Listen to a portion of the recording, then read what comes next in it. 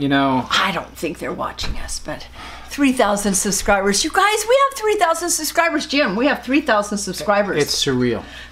I just, you know, we've been watching it creep up and creep up. Ours doesn't go fast or astronomical And like that's some fine. You people's. know, We're fine. We're not in this for that kind of thing. We're enjoying what we're doing.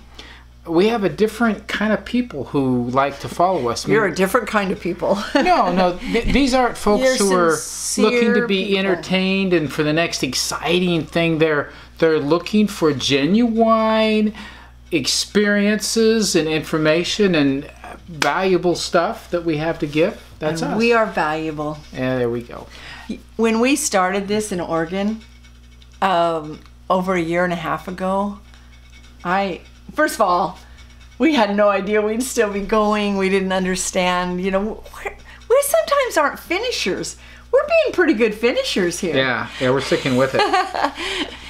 Well, it's only because we have sincere people who follow us and want to learn. Yeah, you know, that's truly what it is. You know, there's some great people that communicate with us a lot. And I know there's a lot of people who never make a comment, who are watching and I know we've met some before and they're like, no, I never make a comment, but it's so nice to meet you. And great people. So, you know, and that's what it's all about. And so we're going to do our best to continue to be us and to share the values and the ideals that we think are important. We watched something amazing tonight. We had the opportunity to have Austin's mom and sister come and visit from out in Idaho and Arizona. Yeah, they're kind of splitting between the two because of work. And it was just really fun. We had a big barbecue with homemade everything, even homemade ketchup. And we had grilled squash and grilled onions, grilled mushrooms. I could yawn. And it's been a long day. And we piled everything up on these. It was really good. Anyway, his sister and he stayed and helped us as we finished the last of the container that we're going to put. The feed containers for the chicken feed and the pig feed. And we have a video that we're putting together just on that. We were concerned that because we've made them out of wood and we've made them sturdy and protected fairly well, there were still some parts of it that we were concerned that mice could get to the bottom and eat their way in. They cannot now, but you will have to wait for the video to see We're kind of excited about this. And there's one more thing we're doing for the lid that's going to help the lid as well. Yeah, it's pretty cool. So we took them home tonight because their family had dinner with us and then they went home and left them there. So we drove them home. And just right at the horizon, I'm sure you all saw it, there was this huge moon. I think they call it a harvest moon. Yes, it's, you know, harvest time. It was right over the field. It was so beautiful. And tonight we also had a gorgeous sunset. I don't know if you saw it over. I was busy. Here. You were standing in the field with the pigs. I was watching pigs, I guess. You missed it. Hey, we have a question. At least I have a question. Brenda may not have a question, but I have a question. Austin's mom has something she does with grapes and what else did she do it with? I guess different kinds of berries for using a pressure cooker to juice them. So she puts the things in a bag. And like a pillowcase kind of bag. Like a pillowcase bag. And then they put it in there. So like putting all the berries and grapes in the bag. And she puts that inside the pressure cooker. And then they get it up to whatever it is 10 they pounds. do. And then she pulls the top off and it goes poof, and it pops. The pressure changes so fast that it causes the berries to just rip to pieces and the juice all just comes out. So the advantage of that for a lot of kinds of berries, if you have seeds or stems or other things you don't want in the juice, this bag holds them all in. The juice comes out of the bag and you've got juice in the container. And she said she puts a small amount of water in the bottom, but she was going to look up the directions and I said, poof kind of scares me. Austin, you're going to be here to do that. My question is, has anybody else done anything like that, using a pressure canner to juice? Well, and then we had the realization that the pressure canner is probably made out of aluminum. So Austin said you'd probably want to set a stainless steel bowl or something in the bottom. That's our questions about your experiences with this. So if anybody has done something like this is all new to us, but it's a great idea. If it works, we definitely want to. I don't want to ruin my elderberries trying, though. Well, I'm not saying do the whole bunch. Just get like a cup's worth and see how that works. I think it's worth it.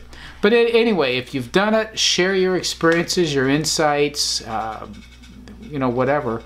If you haven't, then stay tuned, because we're going to learn more about it and we're going to experiment with it. She's afraid of it. For me, I think it's a great idea. I think the destemming and the removing of the seeds, or having the seeds involved in there and having to strain them out, there's just a lot of steps to that process.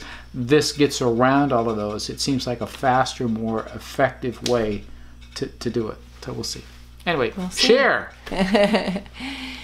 We had 4 really, really hot days. August decided, hey, we've been too easy on you. Hot's not done. So tomorrow is our last hot day, maybe.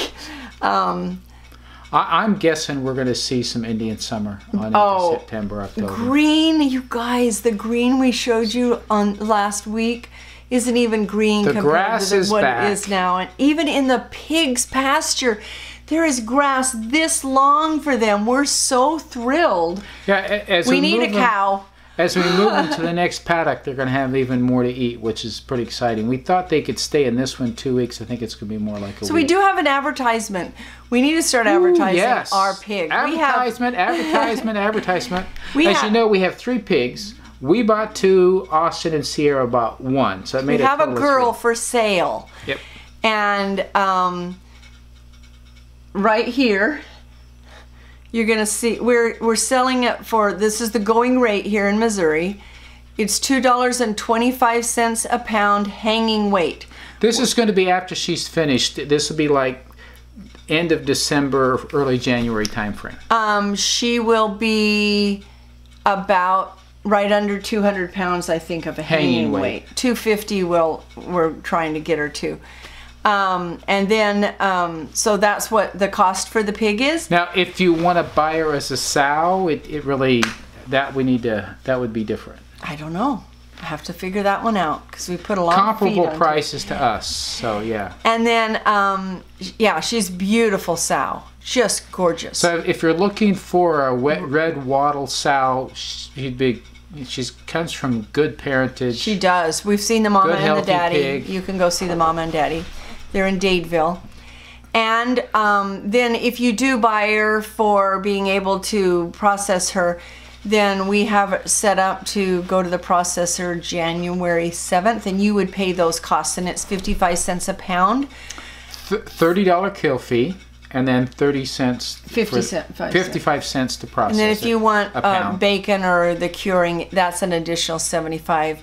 We are cents a pound. Yeah, 75 cents a pound. We are gonna get a smokehouse and do our own stuff, so we're not gonna have them do that. Anyway, just let us know. You know we're in Southwest Missouri, and she's a beauty, so yep. We got to start selling her so that we have a buyer by the time we're ready to let her go. But yeah, she'd be a beautiful sow.